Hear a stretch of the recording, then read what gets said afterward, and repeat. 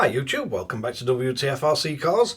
So we got a strange little contraption from Flysky, so big shout out to the guys at Flysky. This is the FS ZCZ STW01, and this is a steering wheel, and basically it replaces your left hand stick, I think, on this one, and it gives you a steering wheel for driving your RCs.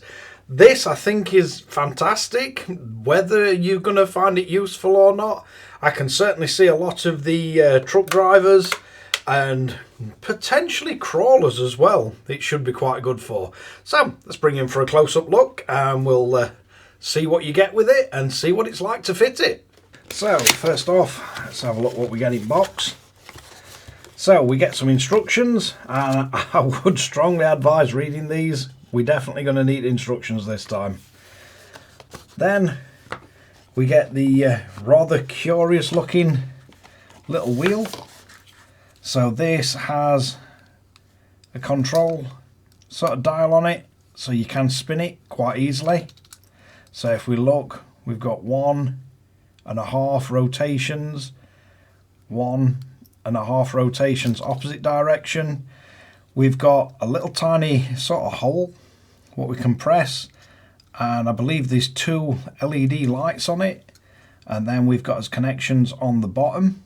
We do have a button in the middle, so you could assign that to your horn or hooter, whatever you want to call it. But yeah, curious little contraption, and I must admit, when they released the first pictures of this, I did think it was a potentially an April Fool's one. But I can definitely tell by the reaction of people that there is definitely some interest in this. We do get 4 little screws. I believe there's 4. And then we get a bunch of different springs. And I think this is just to change the actual rate of which it springs back. So we get a whole load of them. But let's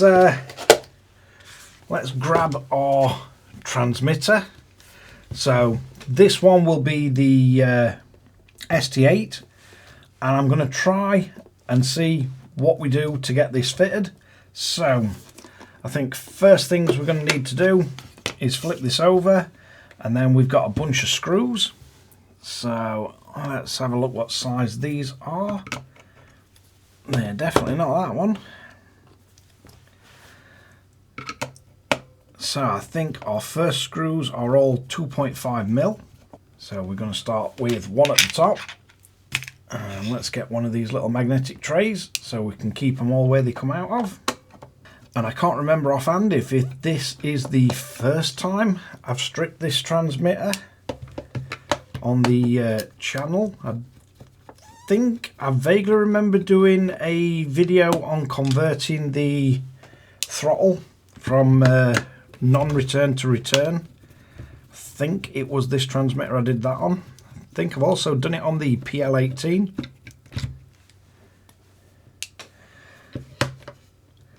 But so far so good. It does look like all these screws at the same thread and same length. So they usually come apart from the top, but let's see. So if we just carefully pry it open, and then you've just got to be careful once you get it open. You've got the actual connection to your rear buttons and everything, and just to make this a bit easier on video, I'm just going to unplug that and get that safely to one side. Then if we look at his transmitter, the instructions do tell you to fit it in the left hand side, and it does give you, I'll try and show you on here, it does give you a warning about the wiring to make sure that it is all wired correctly, and it is telling you to fit it to the left hand side. So we just undo the screws. So let's see how we go about doing this. So it is telling us to replace this. So let's see if we can unplug this red and white one. So we'll carefully unplug that first, and then we should have 4 screws that we replace. And I believe all 4 of these will just be the same.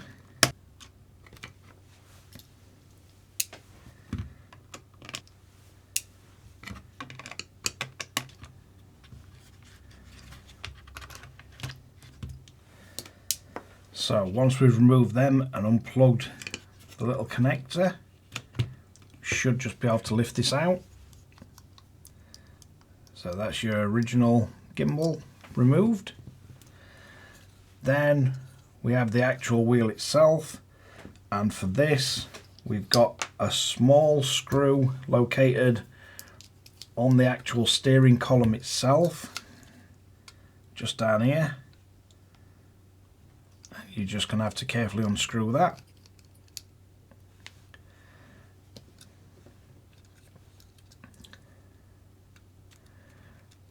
Then you can just slide the wheel off.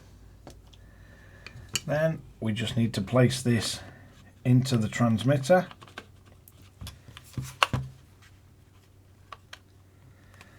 So that should all line up. If we flip it over, you can see, just make sure it's sat all the way down. And then I would use the screws that are supplied with the actual wheel itself, because I'm not sure if there's a slight difference in length or anything on these. But usually when they supply screws, it's usually because there's something slightly different with them. I can't really tell just by holding them up.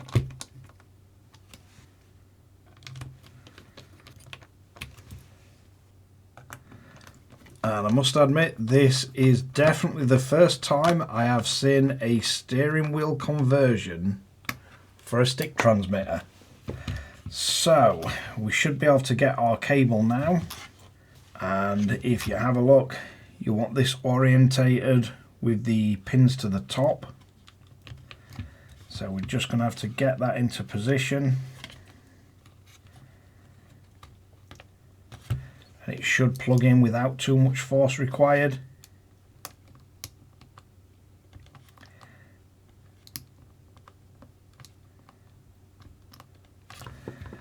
So that looks like it goes in nice and neat. We don't have to alter any of the wiring or anything other than fitting that. Then if we flip this back over, we've got the wheel that we can refit. Make sure our Zuta still works. Then we just need to replace the tiny little screw that holds it on. And to be totally honest, I mean, that does look quite neat. And especially having the sort of little roller on it, that does make it quite comfortable to use as well. I was initially wondering how you'd go about driving with this, but yeah, that does feel quite comfortable, and it's nice and grippy. So let's get it built back up. So if you have took this connector off, make sure the pins are to the bottom, and then should just be able to plug it back in.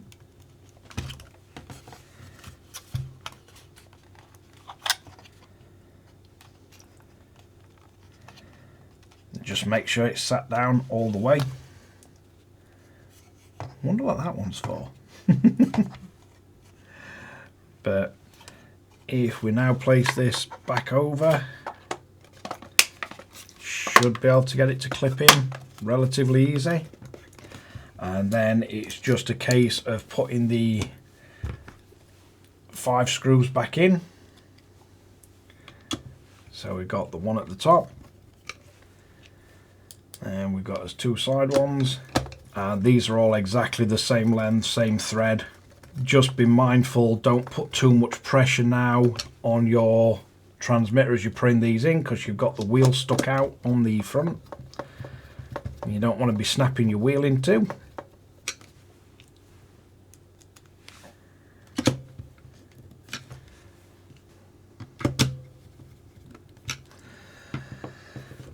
And that is our transmitter back together. Just have to get some batteries to power it up, but that is the transmitter with it fully fitted. And yeah, that's pretty comfortable, pretty easy to use. Certainly for a rock crawler or a truck, I think this would add a little bit more realism. Doesn't stop you getting to the trims or anything. So yeah, that's quite a funky little thing. There is one more step to do, and that's to calibrate the transmitter. So let's get some batteries, let's get it set up, and I'll run you through the calibration process. So we now got as wheel fastened on, we've got as batteries in, so we just need to power up. Now let's see if I can get this at a bit of a better angle so you can see the LCD screen. Might be better. Right, so we've got as wheel fitted, we've got as batteries in and powered up. Next we're going to need to go into our TX menu, and we're going to need to perform a calibration. So to do this, if you enter the calibration screen, then you've got a tiny little hole at the bottom of the wheel. You just need to press and hold that, and you'll get both green lights on. That'll get us into calibration mode. So we can press start. First off, use your normal stick. Then on the second one, we're going to have to press this once. The lights will flash. Press the center button twice. It'll calibrate the bottom. Press it 3 times. It'll calibrate the top. Once we've done that, you can press and hold the little button again. You'll see the lights go out. I'll do my best to show you, but the little button is just down there. It's the reset button. So now we need to move our steering to the extremes, and you can see as indicators come on to tell us which way we're turning, and you can see it does run calibration. Then if you've got the one with the pots on top, we can calibrate them. Then you'll get calibration successful. We can back out of this, and if you've got it set up like mine, you can press and hold the button, and you can see it's operating channel 3. And then when we steer, we've got full steering travel on channel 1.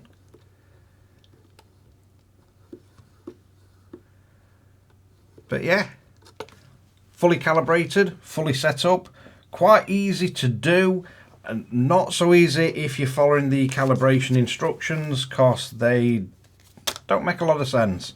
But basically, all we have to do to get this into calibration mode, you've got a tiny little pinhole at the bottom, and I'll just run through it again because it is something that it can throw you off.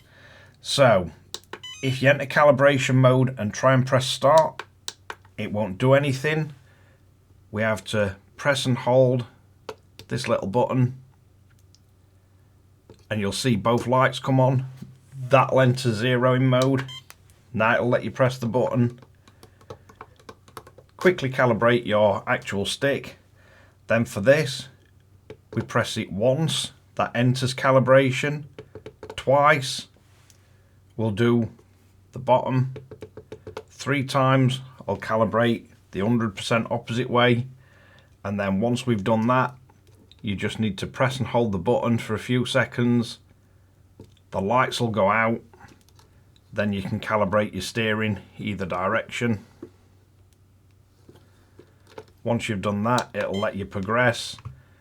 We can move the dials on the top to set the travel on them, and then we're fully calibrated. So yeah, proper cool little thing, and I'm sure for trucks and maybe crawlers, because it's going to give you quite a lot of movement and it's going to be pretty sensitive. You can swap out the springs, you do get a whole bunch of them with them, But yeah, it's curious to see what you guys find a use for this, and what kind of RCs you put this on. And we do get the indication lights to show you which way you're turning. So yeah, very very different. But I'm glad to see Flysky attempting something that I've not seen before. So let's wrap this one up. So there we have it, the FS ZCZ STW01 steering wheel that I did initially see and think that's cool, but it's got to be an April Fool's. But no, it's a fully functioning steering wheel, and I think definitely for the trucks and crawlers, I can see a lot of people using this. It does give you a lot of travel, so you'll have a lot of fine control. Don't think you'll be racing RCs with this. It's not what it's aimed at. It's more for scale realism, but yeah, it does what it's meant to. It's quite easy to set up. Once you ignore the instructions, the instructions for getting it into calibration mode don't really make a lot of sense. Also, if you follow it step by step, it don't work. It won't let you enter calibration mode. But follow what I've done and you can see just how easy it is. You do just need a little pin or something to get into the tiny little hole to put it into self-reset mode. But yeah, very easy to fit. I thought it'd be more difficult. Quite easy to take apart the Flysky transmitter. No issues with cable reaching or anything. No issues with plugs in perfect. The screws provided hold it in absolutely solid, and it does feel nice. There's a bit of thought gone into this. So yeah, yeah, cracking new addition, Flysky. Be interesting to see what you guys do with this. But thanks again for watching Wtf Rc Cars. Don't forget to like and subscribe, hit the notification bell, share to friends and family, and catch you guys again in the next one.